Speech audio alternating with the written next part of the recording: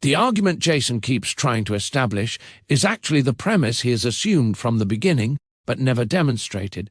His premise is that because the Abrahamic promise was made to Abraham and his seed, every subsequent reference to Abraham's seed must necessarily and exclusively refer to his biological descendants.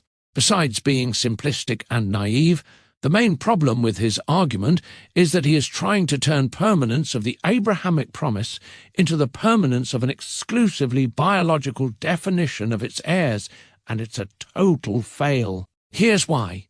The author of Genesis didn't make that argument. Genesis 17:12-13 recognizes people who were not your offspring within Abraham's circumcised covenant household. When God gives circumcision as the sign of the covenant, per Genesis 17-11, he explicitly requires that sign to be applied to two different categories of people within Abraham's household. He who is 8 days old among you shall be circumcised. Every male throughout your generations, whether born in your house or bought with your money from any foreigner who is not of your offspring. Per Genesis 17-12. Verse 13 reinforces it, saying, "Both he who is born in your house and he who is bought with your money shall surely be circumcised. So shall my covenant be in your flesh, an everlasting covenant." Genesis itself recognizes males who are explicitly not of your offspring, and nevertheless required them to receive the Abrahamic covenant sign. So, as early as Genesis 17-12, we can see that Abraham's covenant people were not necessarily Abraham's biological offspring, and that participation in Abraham's covenant was therefore not restricted exclusively to Abraham's biological offspring. Paul also repeatedly argues against biology alone as the determining criterion of Abrahamic heirship. Romans 9:6-8 distinguishes physical offspring from the children of promise. Galatians 3-7 calls those of faith sons of Abraham. Galatians 3:29 identifies those belonging to Christ as Abraham's seed and heirs according to promise, which is a covenantal criterion, not biological. And Galatians 4 contrasts two biological sons of Abraham, while recognizing only one as the covenant heir. Biology clearly mattered, but biology alone did not determine covenant standing or heirship. Notably, Galatians 3:17 says the law could not annul the Abrahamic promise. It does not say the law could not regulate covenant membership or provide mechanisms for foreigners to be incorporated into Israel.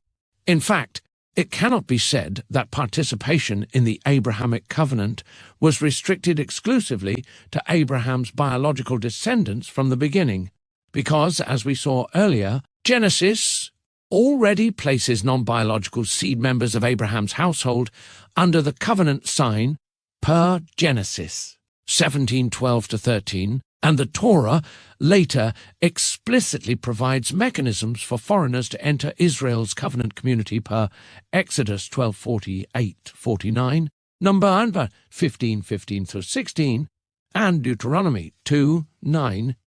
Yes, Galatians 3:17 says the law, given 430 years later, could not annul God's promise to Abraham.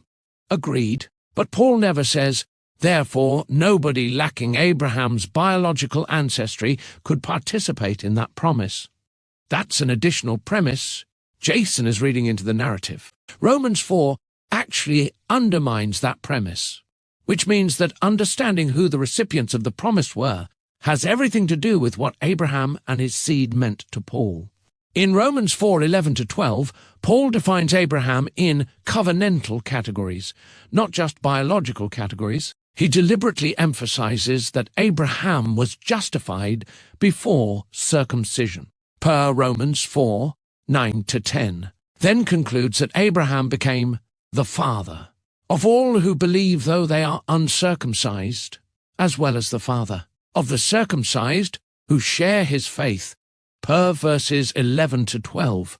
That necessarily means Paul's category of Abrahamic fatherhood extended to people who were not necessarily Abraham's physical descendants. Oops. Romans 4 gives Abraham's fatherhood an explicitly covenantal dimension, extending beyond necessary physical descent. Therefore, treating the promise cannot be annulled, as though it meant the covenant community can never include non-biological descendants imports, a restriction that neither Genesis, the Torah, nor Paul actually states. Paul does not say Abraham was merely like a father to them.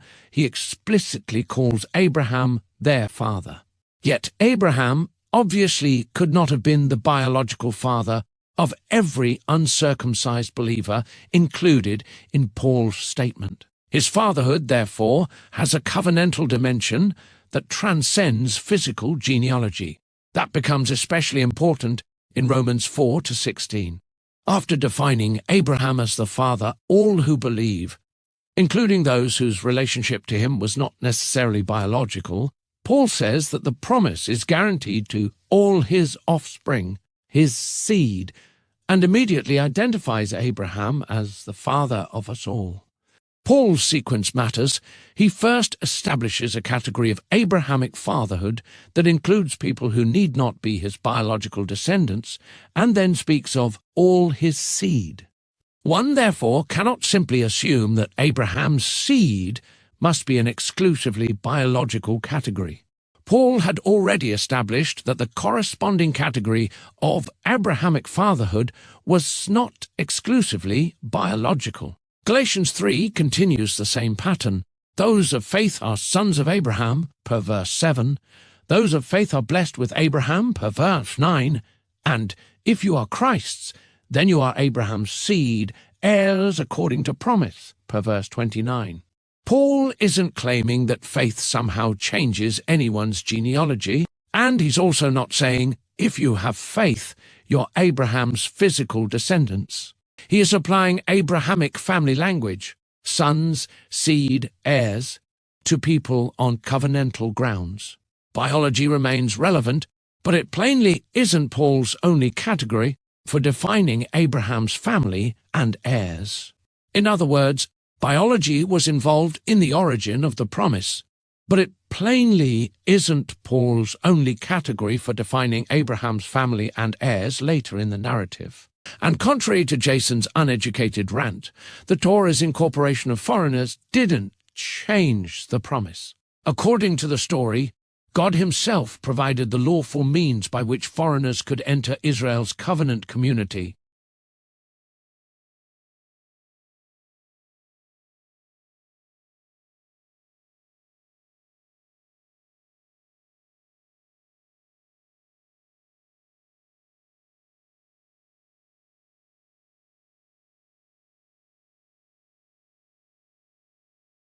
(1240, 849), live under the same covenant law per B 15:15-16, stand with Israel in covenant ratification per Deuteronomy 29:10-15, and even receive inheritance among the tribes in Ezekiel's vision per Ezekiel 47:22-23. Recognizing people whom God himself incorporated into Israel does not alter the promise. It recognizes Israel as Torah constituted it. So, let's review. Jason tried to build his argument on a simplistic premise. The recipients of the Abrahamic promise were defined exclusively by biological descent. The Abrahamic promise could not be annulled. Therefore, its heirs must forever have remained exclusively biological descendants, and the Torah's provisions for covenantal inclusion could have no bearing on participation in Israel's covenant inheritance. But that conclusion does not follow, because permanence of the promise was not shown to establish the permanence of an exclusively biological definition of its heirs. Those are two different propositions, and covenantal inclusion did not suddenly appear 430 years later with Moses. It was already present within Abraham's own covenant household. The Torah subsequently developed and regulated that covenantal reality by providing explicit means for foreigners to be incorporated into Israel. So, The conclusion Jason keeps asserting is actually the premise he has never demonstrated, that because the Abrahamic promise originated with Abraham and his physical descendants, every subsequent reference to Abraham's seed must necessarily and exclusively refer to biological descendants. Genesis does not establish that exclusivity. The Torah provides explicit mechanisms for incorporating foreigners into Israel, and Paul's own treatment of Abraham's fatherhood, children, seed, and heirs prevents Jason from simply equating Abrahamic identity with genealogy. The promise didn't have to change for covenantally incorporated people to participate in its blessings. The question is, who constituted the covenant people to whom the promise belonged? Jason appealed to Genesis 17, but that didn't work because Genesis 17 itself explicitly distinguishes Abraham's biological offspring from members of his household who were not of your offspring per Genesis 17:12-13, while requiring both to bear the sign of the Abrahamic covenant. That doesn't by itself establish that every non-descendant possessed every inheritance right, but it decisively demonstrates that Abrahamic covenant participation and biological descent were distinguishable categories from the beginning. Jason appealed to Galatians 3, but that didn't work because Romans 4:11-16 makes an exclusively biological reading of Paul's Abrahamic categories difficult to sustain.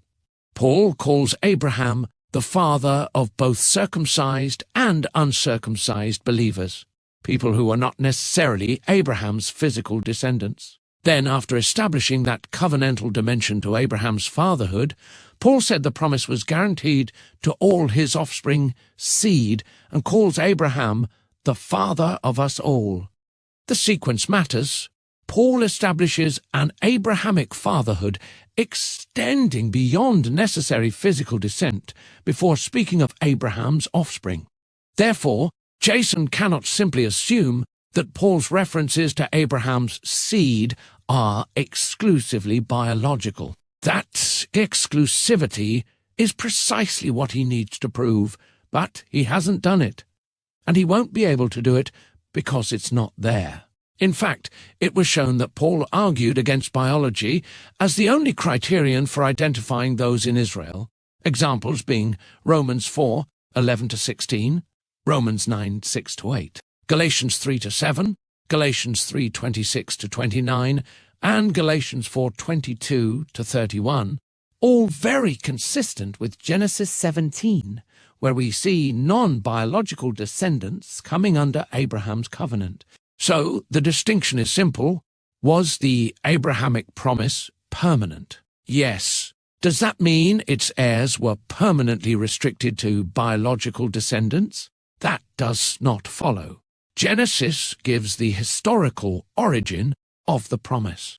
Romans 4 shows that Paul's concept of Abrahamic fatherhood extended beyond physical descent. Galatians 3 shows Paul applying that covenantal dimension to Abraham's sons, seed, and heirs. Until you can show where Paul explicitly says covenantally incorporated members of Israel were excluded from the promise solely because they lacked Abrahamic ancestry, bloodline-only conclusion is not coming from Galatians 3. It is being imposed onto it. In conclusion, Genesis 17 establishes that biological descent and Abrahamic covenant participation were not identical categories. People explicitly not of your offspring nevertheless received Abraham's covenant sign. This undermines Jason's foundational assumption that Abrahamic covenant participation was exclusively biological from the beginning. The Torah later provides explicit mechanisms for foreigners to enter Israel's covenant community. This demonstrates covenantal inclusion later in the narrative. Romans 4 then gives Abrahamic fatherhood a covenantal dimension extending to people who are not necessarily Abraham's physical descendants. Romans chapter 9 explicitly distinguishes physical offspring from children of promise, and Galatians 3 applies the language of Abraham's sons seed and heirs according to faith and relationship to Christ. None of those passages require biology to disappear. Collectively, however, they make an exclusively biological definition, something Jason must demonstrate rather than assume. Jason's argument therefore fails on its central premise. He has not demonstrated that the permanence of the Abrahamic promise required an exclusively biological definition of its heirs. While the biblical evidence repeatedly undermines the biological exclusivity his conclusion requires.